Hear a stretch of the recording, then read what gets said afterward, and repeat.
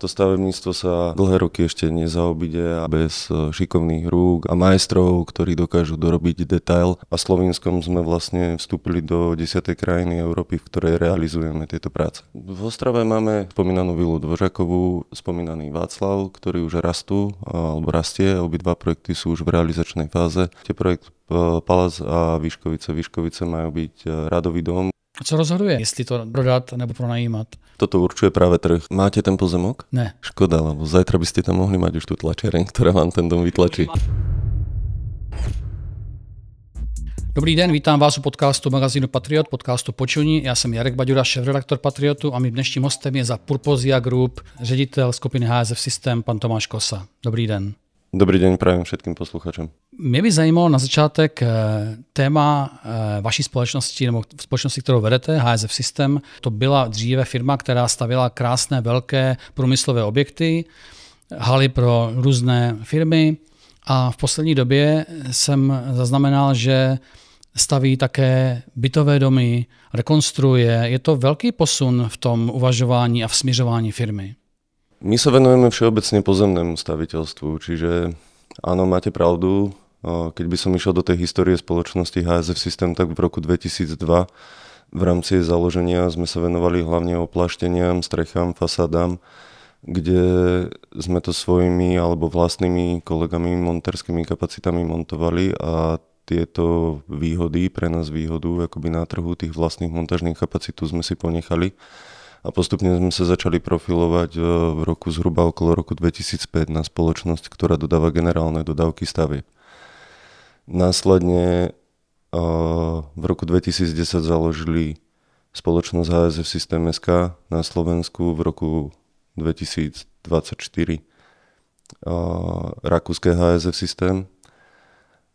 A postupne od tých plechoviek, ako im tak nejak familiárne hovoríme, ktoré máme teda samozrejme veľmi radi, sme začali realizovať aj rôzne obchodné centrá, retailové parky a budovy občianskej vybavenosti, školy, domovy pre seniorov. A momentálne to rozširujeme. Nepovedal by som, že sa jedná o transformáciu, ale vzhľadom na to, že v HSF System nás pracuje cez 200 kolegov, ktorí majú svoje kvality, sú oborovo zdatní, tak je to skôr rozšírenie toho portfólia pôsobností ako nejaká transformácia. Takže to neznamená, že byste od plechovek upustili? Vôbec od nich neutekáme. Máme napríklad plechovky máme radi, ako tomu hovoríme, a v minulom roku sa môžeme určite pochváliť a píšime sa aj jednou veľmi významnou realizáciou pre partnera v Slovinsku, ktorú sme zastrešili my ako medzinárodná skupina HSF System ako generálnu dodávku pre dlhodobo spolupracujúceho partnera 26-tisícovú halu. A Slovinskom sme vlastne vstúpili do 10. krajiny Európy, v ktorej realizujeme tieto práce. Když jsme u těch aktualit, řekněte mi prosím něco blíž k projektům Biskupská nebo rekonstrukce vily Dvořákova.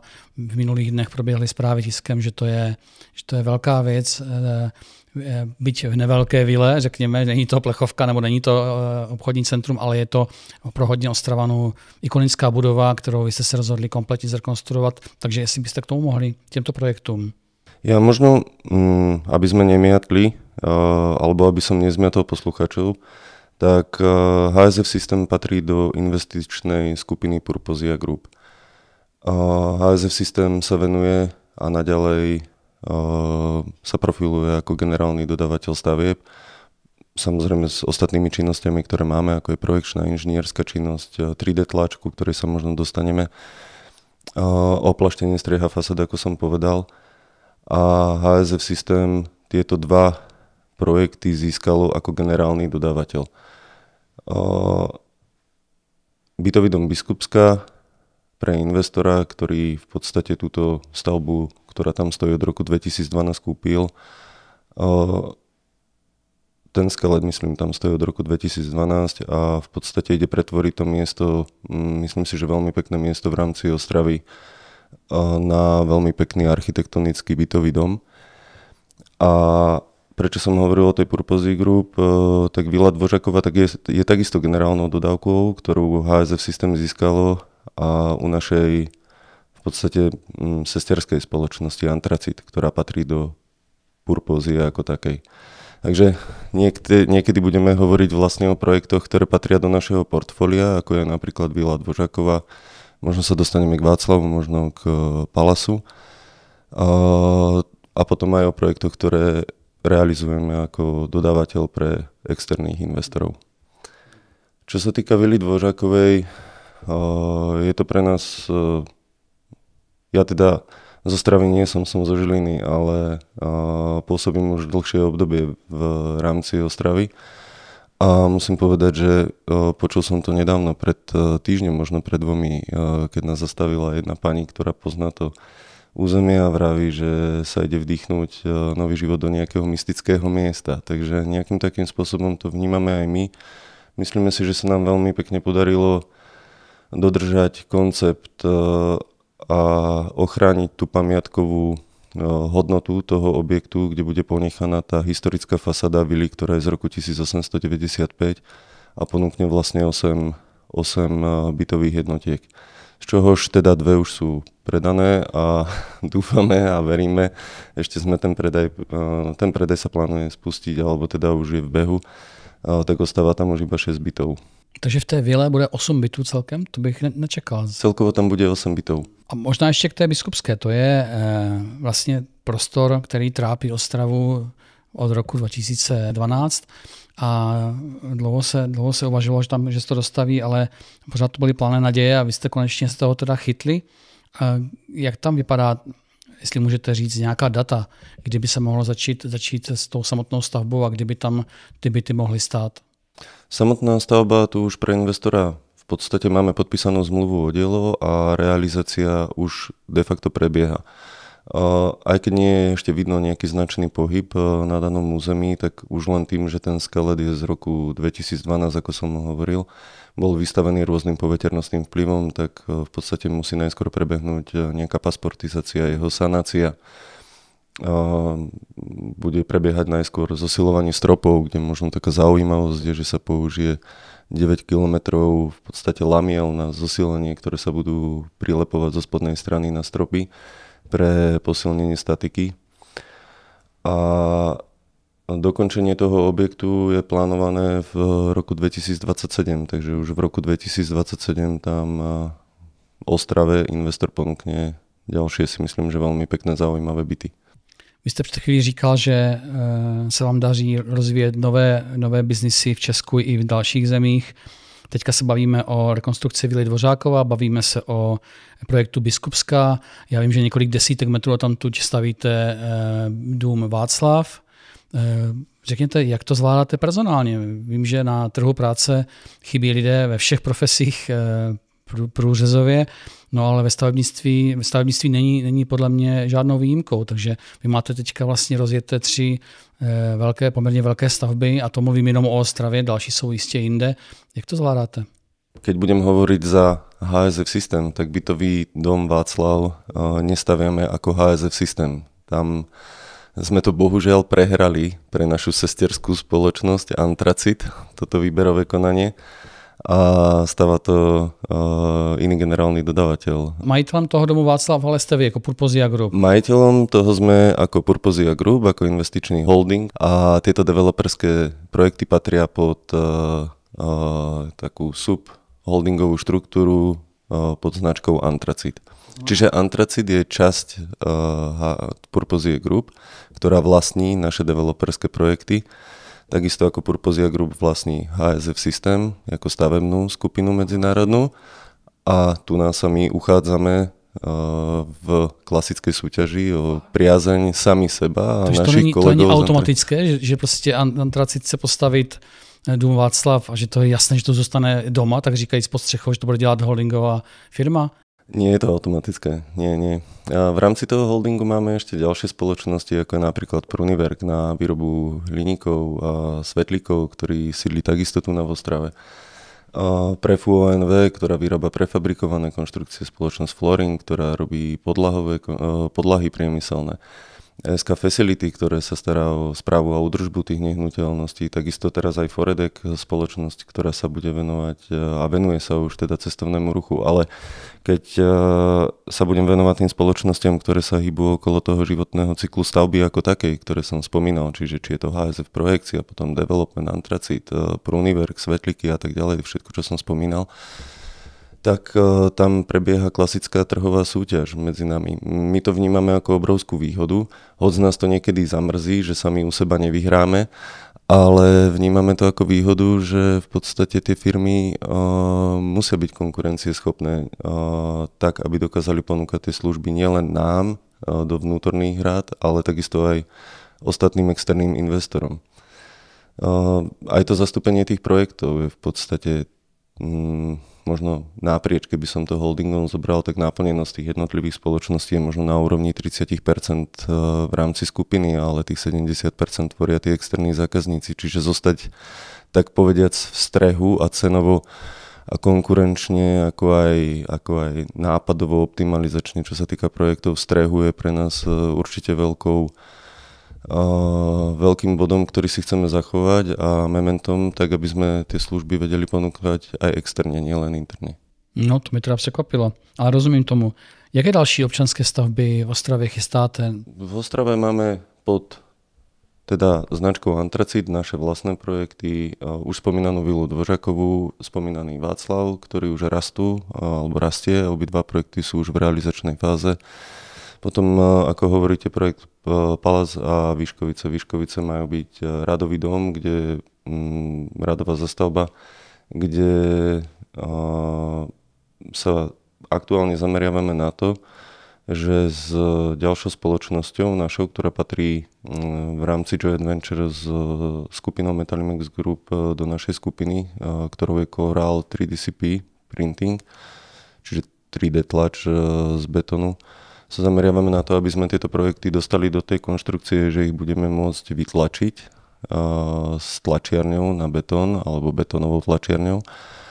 A potom je to palác, kde momentálne sa vybral architektonický koncept, ktorý má rešpektovať nejaké naše zadanie na využitie na bytové priestory a obnovu toho, si myslím, že veľmi krásneho priestoru a historickej budovy.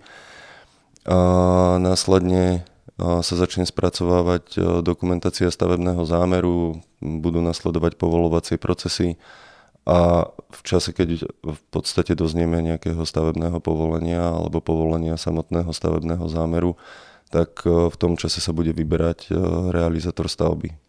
My jsme to tady už nakousli, vy jste říkal, že jste vlastně stavbu domu Václav prohráli v soutěži s jiným dodavatelem. Předpokládám, že jako vždycky jde až na posledním místě o peníze. Pojďme se trošku povědět o těch cenách.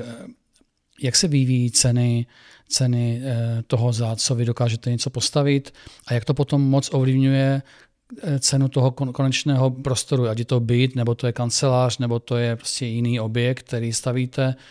Můžete popsat trendy, jak se to v posledních měsících, letech pohybuje, jestli ta křivka je nekonečně strmá a stále pokračuje, nebo jestli se už třeba zastavila, nebo jestli naopak očekáváte i nějaký pokles, to mě celkem zajímá.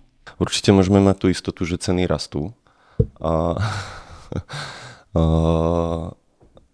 Je to ťažko hodnotiť, nedá sa to úplne generálne povedať. Ako pokiaľ by sme sa začali baviť o nejakých cenách za meter štvorcový alebo samotných projektoch, bolo by to pomerne dosť zavádzajúce, pretože každý z tých objektov je nejaký iný. Niektorý máme ako vlastný projekt, niektorý ako generálny dodávateľ, čiže boli by to neporovnateľné čísla, ale ak som to správne zavnímal, tak na tých jednotlivých projektoch sa tie ceny pohybujú na tých bytoch od 80 000 za meter štvorcový plus a rastie to. A teraz to rastie, závisí samozrejme od toho architektonického stvárnenia toho objektu, od jeho polohy samozrejme, od toho, či má prístupné nejaké parkovacie miesta, nejaké musí mať, ale akým spôsobom sú vybavené.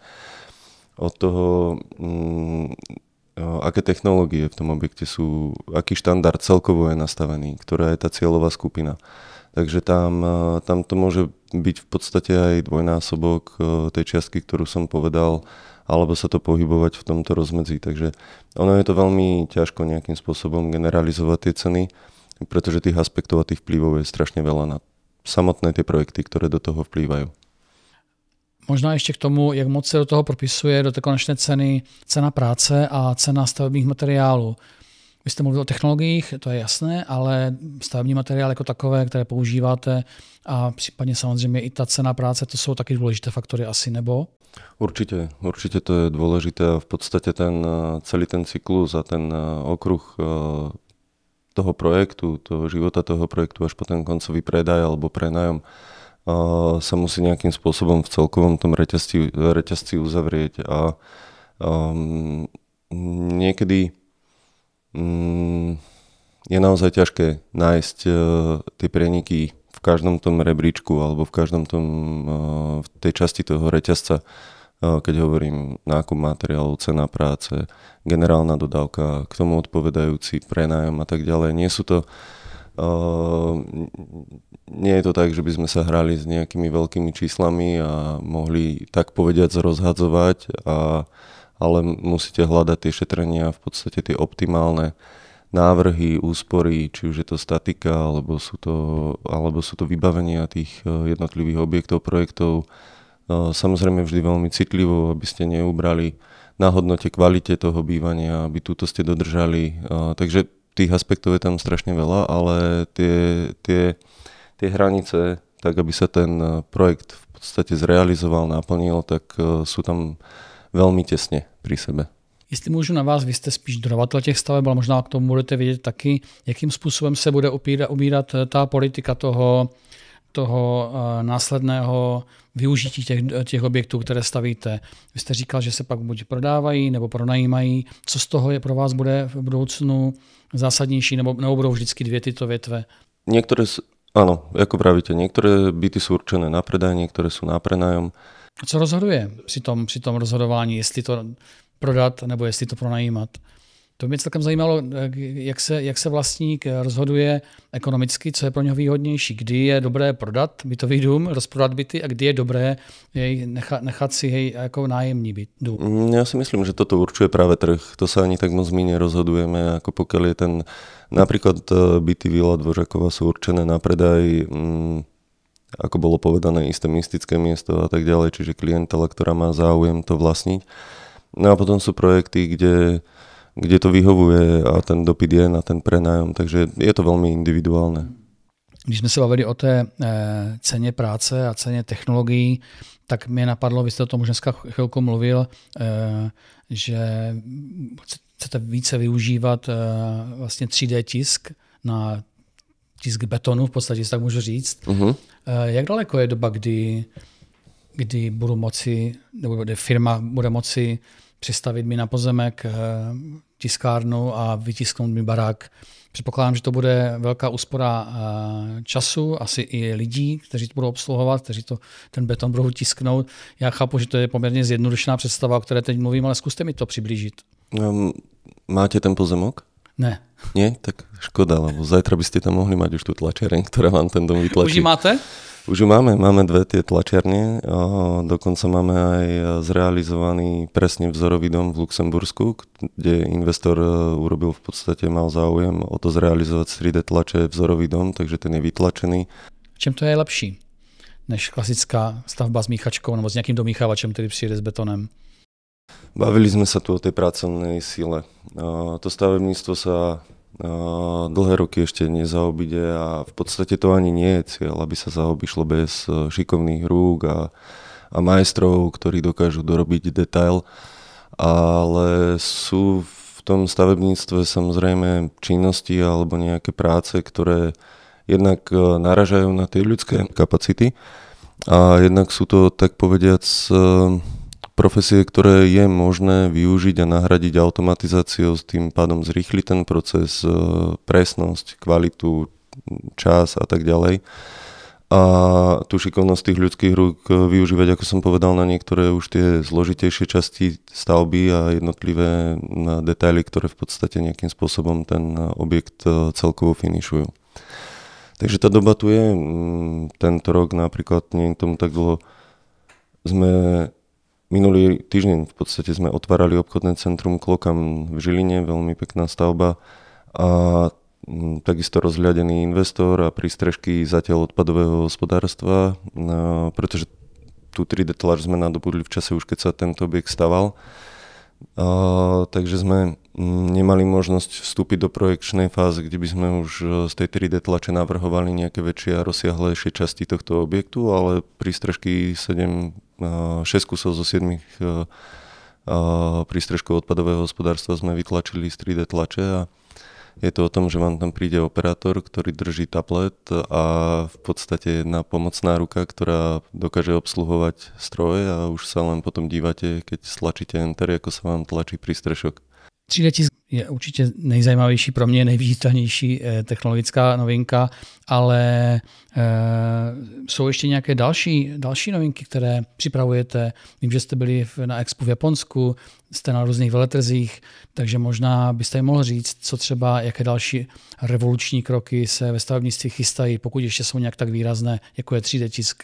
Tie kroky priebežne nejakým spôsobom prichádzajú, či už sa historicky pozrieme na to, že sme boli v podstate prvá spoločnosť ako generálny dodávateľ, ktorá v rámci svojich vlastných kapacít projekčných začala pracovať s Revitom, alebo teda s nástrojom BIM, s parametrickým modelovaním. V tom čase už samozrejme projekčné štúdia, keď sme to implementovali do procesov, tak tento nástroj BIM modelovanie stavy využívali, ale z pohľadu ako generálnych dodávateľov sme to zavádzali ako prvý. Takže následne teraz téma určite dobrá a v každým rokom sa v nej posúvame ďalej a ďalej. Digitalizácia, už v podstate digitálne riadenie procesov, digitalizácia toho, aby ste nemali, či už sú to papiere na stole, alebo výkresové dokumentácie, aby sa rýchlejšie upravovali, dostali na stavbu a tak ďalej, prepojenia rôzne, digitálne. Takže tieto inovácie prichádzajú tak nejakým spôsobom priebežne, ale momentálne áno,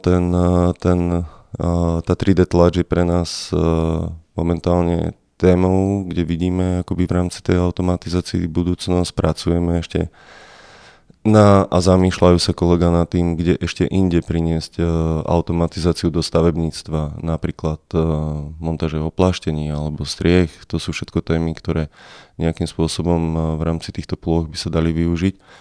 Takže prebieha to tak priebežne. Vy ste spomenuli ale to Expo. To je možno taká trošku iná rovina zase. Tam sme boli partnerom českého pavilónu na Expo Osaka 2025. A malo to viacero cieľov, ktoré sme si predsavzali a myslím si, že Expo už teda skončilo. A môžeme hodnotiť, že sa nám ich podarilo naplniť. Jednak to bolo, tieto veľtrhy sú určite a snažíme sa tam zapojiť do toho čo najväčšie množstvo kolegov veľmi dobrou vecou na v podstate podporu nejakého celkového rozhľadu ako nás, tak kolegov. Expo si myslím, že je veľmi kvalitným a práve správnym priestorom. Zúčastňujú sa tam krajiny z celého sveta a stavajú tam pavilóny, ktoré sú architektonické skvosty. Každá tá krajina sa snaží ukázať to najlepšie v rámci inovácií, smerovania budúcnosti, udržateľnosti, v podstate čo má. Takže je to veľmi inšpiratívny priestor. Ďalší z tých cieľov, ktorý bolo tak povediac, to Japonsko je technologicky určite vpredu. Už tam mají 3D tisk? Možno budú mať, rozvinuli sme s nimi tému, takže možno si od nás nejakú tlačiareň kúpia. Oni tam ešte nemají? To sme nejak určite áno, určite sa zaoberajú touto témou. Je naozaj pravdou, že pokračujeme v komunikácii s japonskými firmami ohľadom toho, že tá naša technológia ich zaujala a tá téma je otvorená. To je nádhera, tak prodáte Japoncům 3D tiskárnu, jo? Dúfajme, uvidíme. Dúfajme, že nie len im. Vy jste mluvil o nějaké expanzi, mluvil jste o tom Slovensku, o Rakousku, ale já vím, že máte i nějaké kontakty v Japonsku, jak jsme teďka říkali, ve Spojených státech. To jsou zatím jenom kontakty, nebo už tam budete otvírat nějaká zastoupení nebo pobočky nebo něco takového? Jak to vypadá?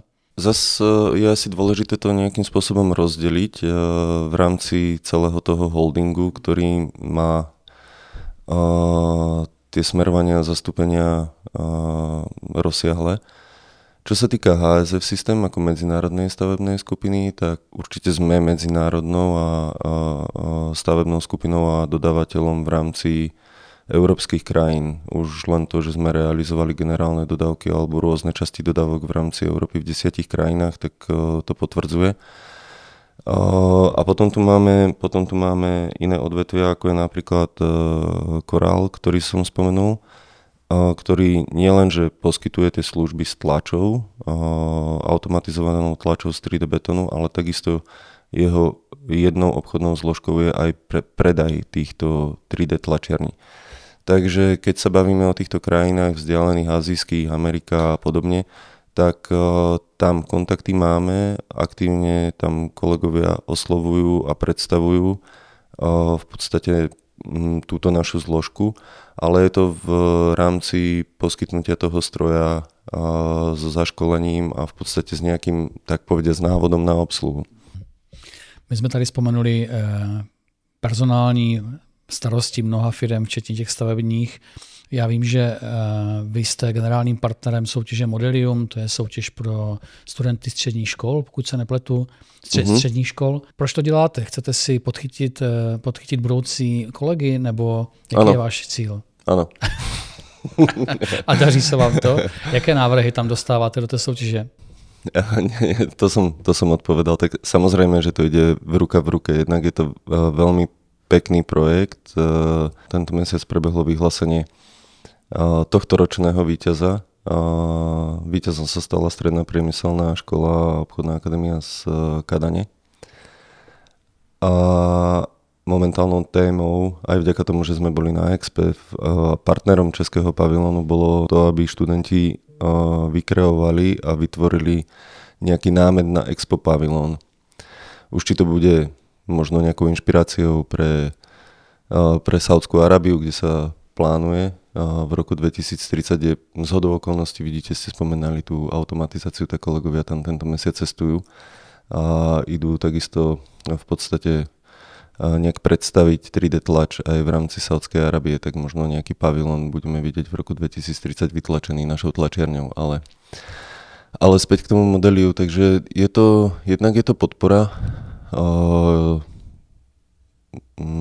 tých študentov, podpora v tom smere tej kreativity a využitia toho priestoru, času a tých inovácií, ktoré oni v podstate dokážu v tej svojej nápaditosti priniesť.